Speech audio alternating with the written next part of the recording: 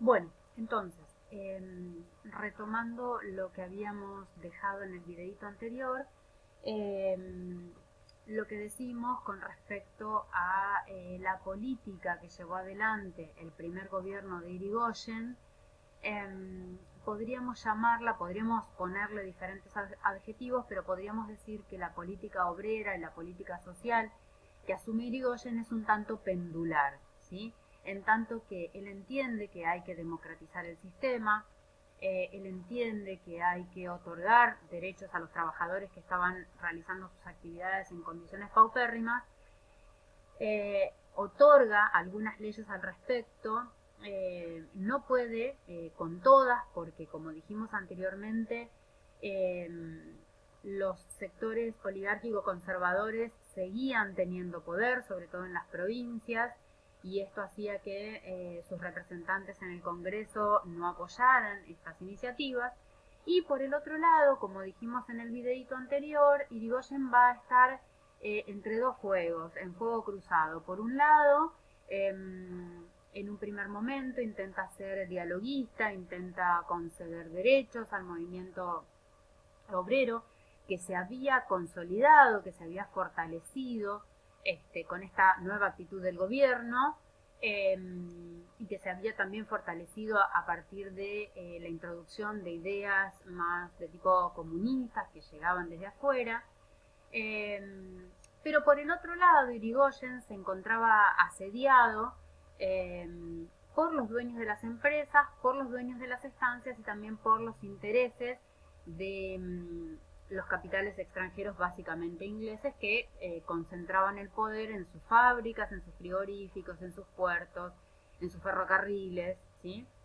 Y entonces, a partir del 19, nosotros vamos a tener como tres hechos paradigmáticos que muestran eh, el clima político de la época, que son, por un lado, la Semana Trágica, por el otro lado, el incidente en la Forestal y por el otro lado, la Patagonia Rebelde. Dos de estos se han hecho películas, y por lo tanto la Semana Trágica, que es una huelga importante que se da en los talleres metalúrgicos de la familia Krieger-Bacena, y que es un reclamo que se da, un reclamo urbano, porque digamos vamos a tener también otros tipos de reclamos, huelgas y levantamientos en estancias, o sea que van a ser reclamos más bien rurales. Pero vemos que a partir del 19 en adelante, y casi paralelamente, porque estos hechos que vamos a mencionar ahora y que ustedes tenían que investigar, se dan paralelamente entre el 1919 y 1922, es decir, la segunda parte del gobierno de Irigoyen, se van dando paralelamente estos grandes incidentes, levantamientos, reclamos, huelgas, en diferentes partes del país, ¿sí?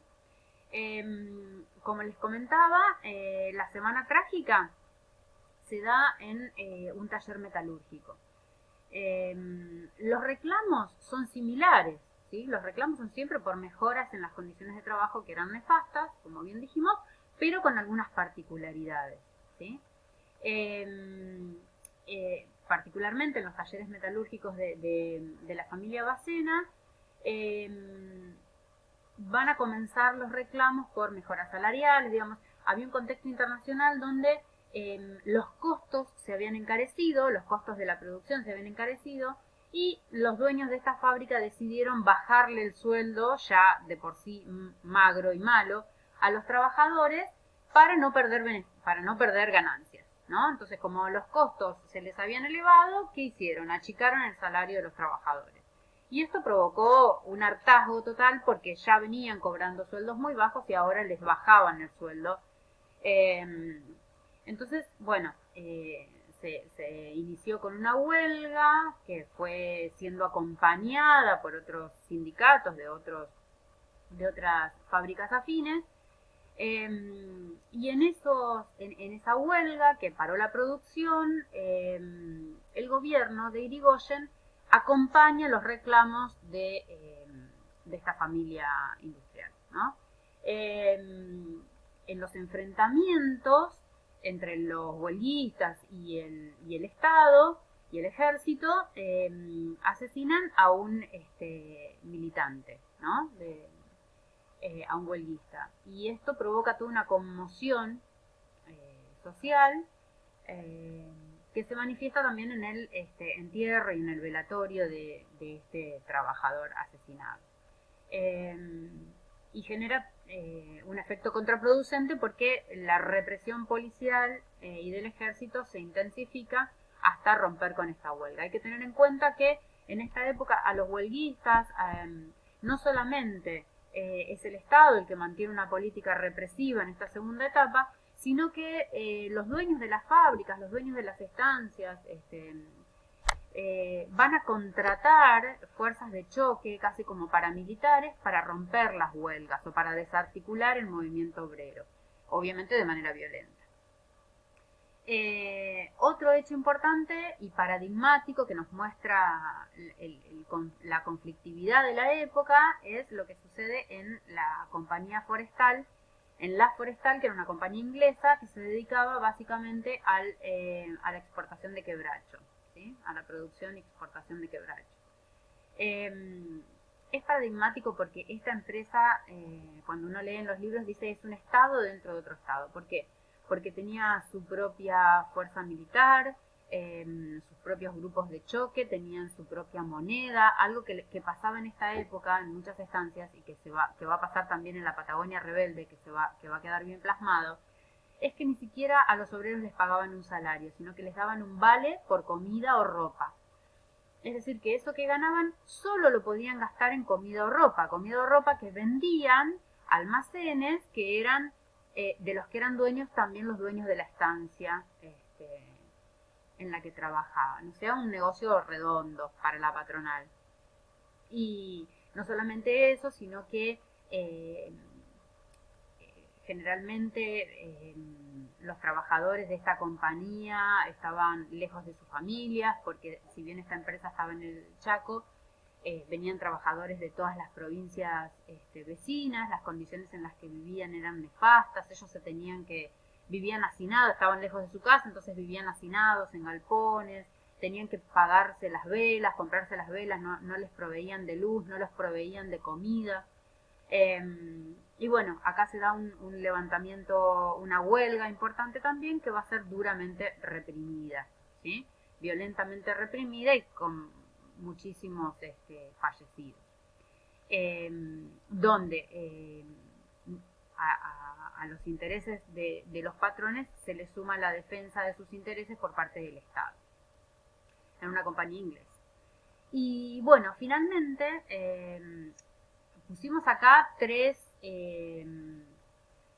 hechos paradigmáticos de la convulsión social de esta época, de la organización del movimiento obrero y de la reacción que produjo en el gobierno de Irigoyen durante su segundo mandato. Son tres situaciones paradigmáticas, pero digamos esto acontecía en diferentes lugares de trabajo porque las condiciones en términos generales eran malas.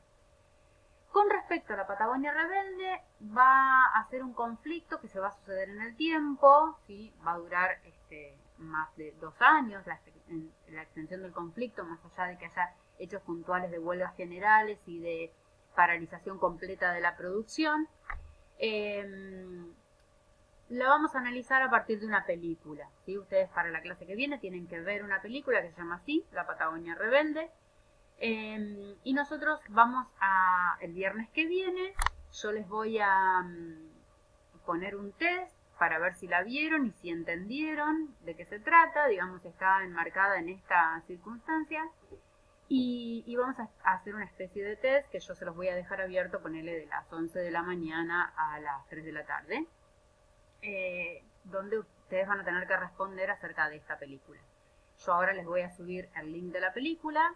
Es una película que, bueno, ustedes tienen que acostumbrarse a que no es una mega producción ni una miniserie de Netflix, o sea que fue una excelente película en su época. Ahora ustedes se tienen que acostumbrar a esos colores, a esa dinámica, ¿sí? Que es distinta a la que ustedes están acostumbrados a ver.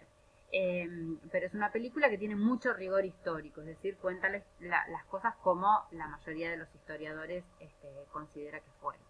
Así que, bueno, Espero que esta explicación sucinta les haya servido.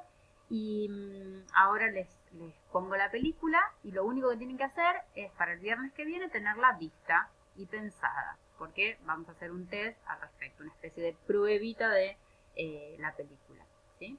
Bueno chicos, nos seguimos viendo.